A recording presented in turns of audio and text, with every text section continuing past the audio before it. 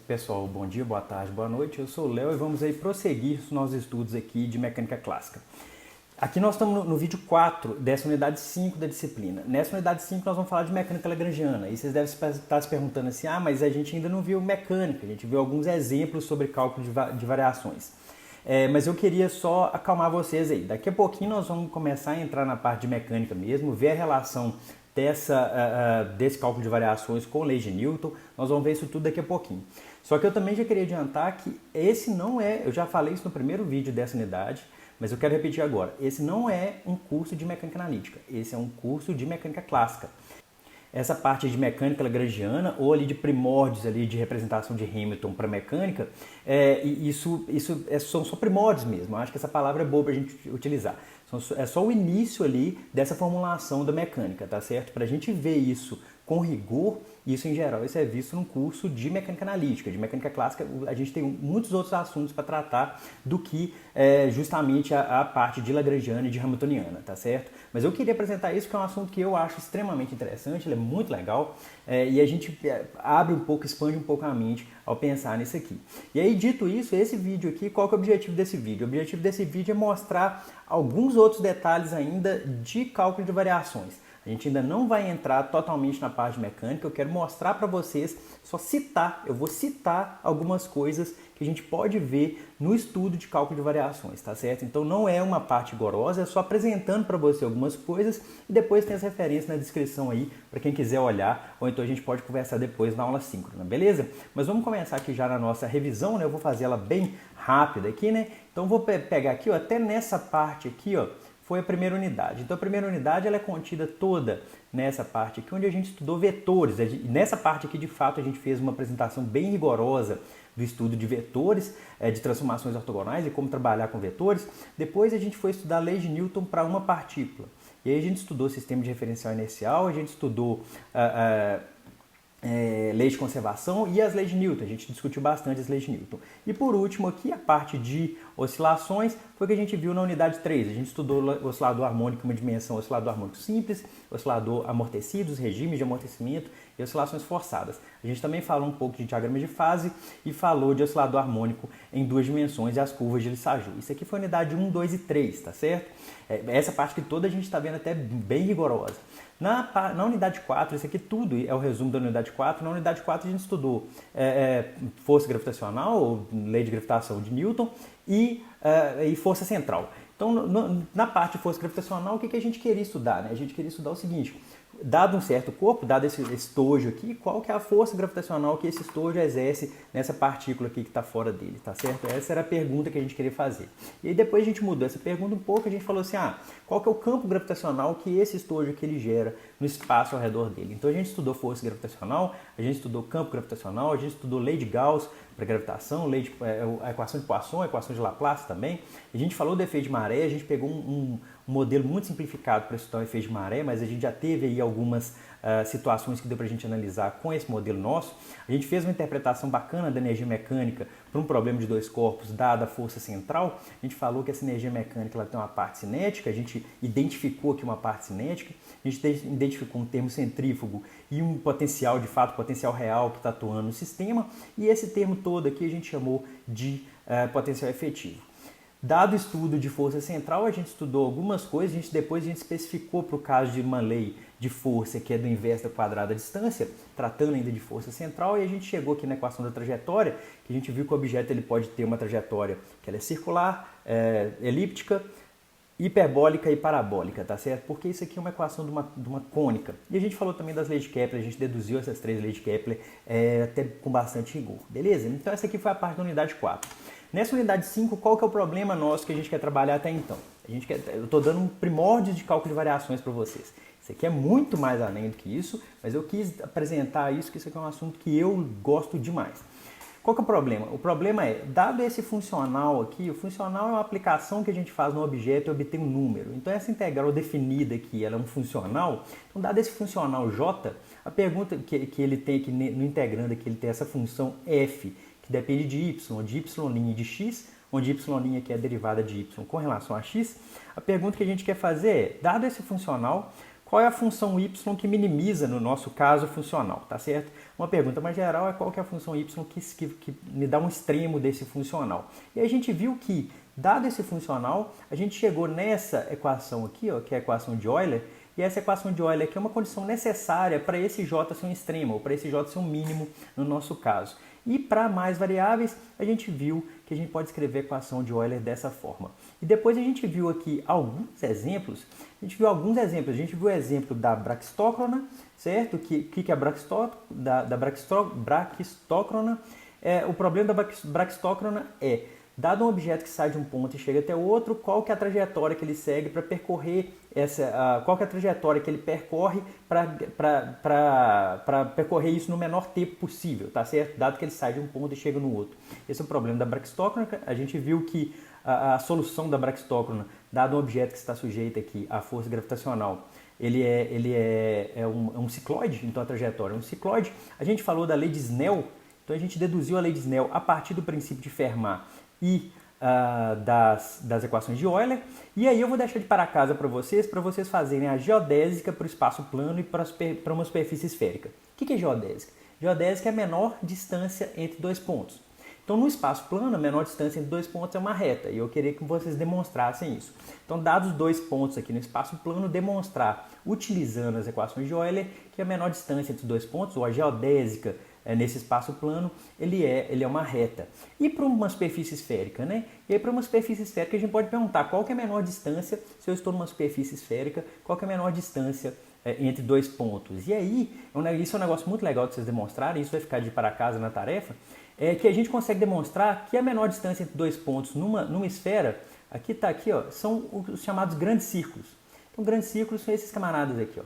São esses círculos que passam aqui no diâmetro dessa esfera, tá certo? Que corta essa esfera aqui no diâmetro dela. Então, a gente tem aqui esse camarada azul aqui, vocês estão vendo que ele está sempre cortando ele no centro dela, perdão.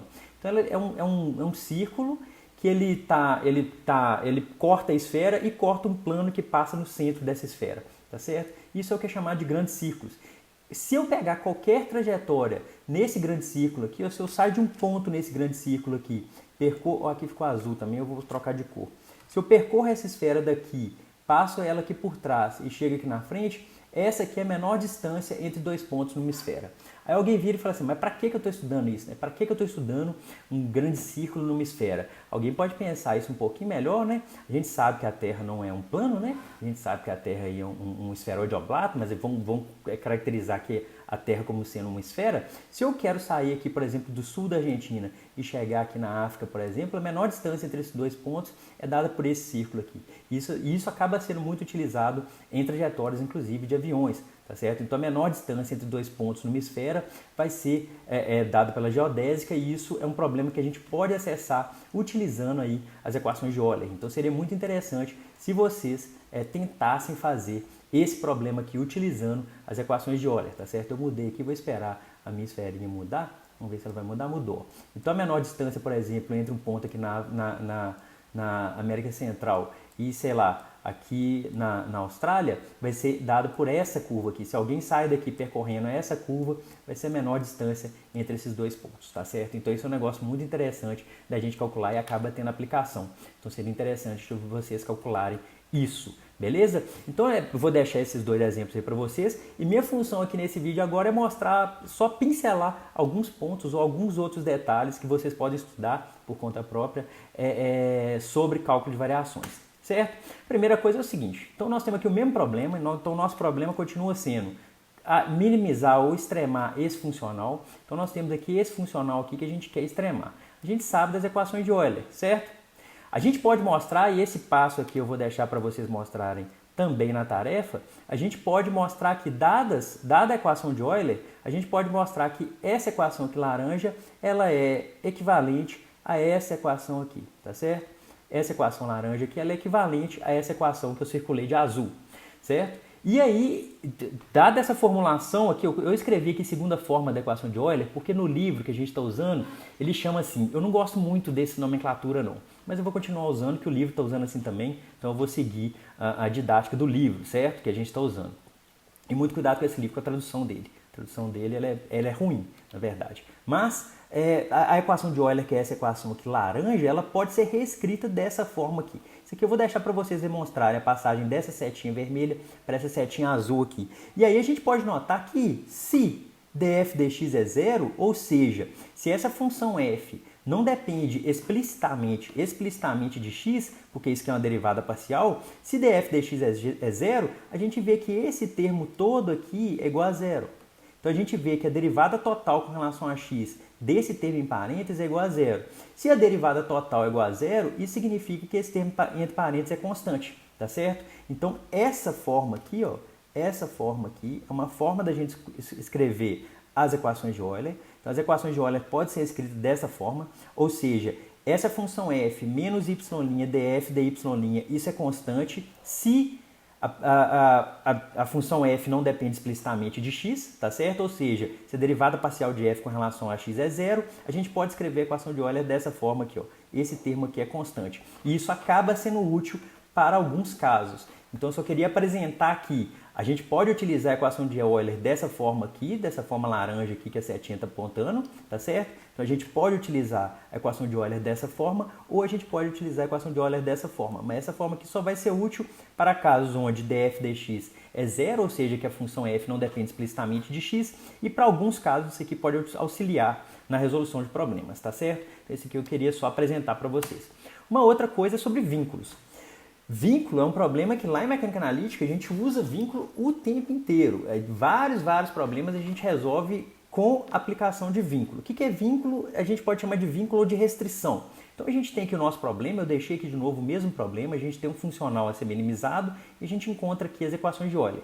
Só que pode ocorrer casos onde há um vínculo ou uma restrição.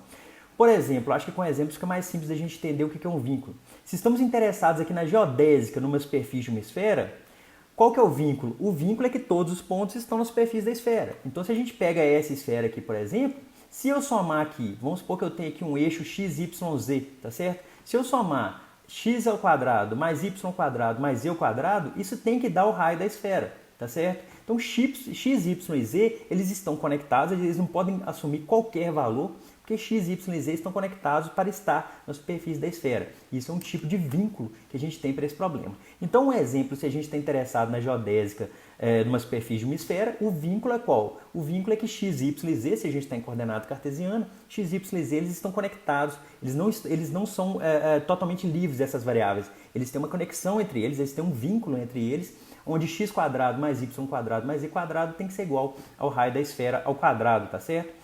Ou, por exemplo, eu coloquei um outro exemplo aqui, esses aqui são dois exemplos desconectados, né? Então, esse exemplo aqui é um exemplo, o outro exemplo é esse camarada. Ou, se o problema envolve uma corda que tem comprimento L. Vocês podem pensar isso até no pêndulo. Vocês lembram quando a gente estudou o pêndulo no vídeo anterior? No vídeo anterior, eu peguei o pêndulo que ele tinha coordenadas ali x e y, eu troquei isso para uma coordenada θ.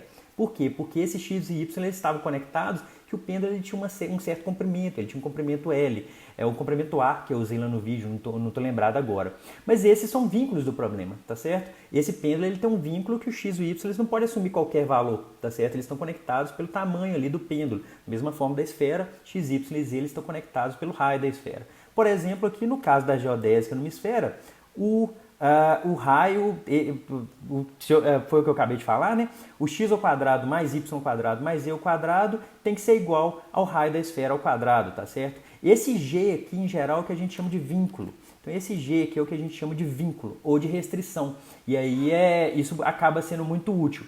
Por que que isso acaba sendo muito útil? Porque, em geral, a gente escreve esse g como sendo igual a zero. Então, aqui ó, pode ocorrer caso onde há vínculo. Em geral, a gente escreve o vínculo dessa forma. A gente pega o vínculo e escreve ele dessa forma aqui, ó.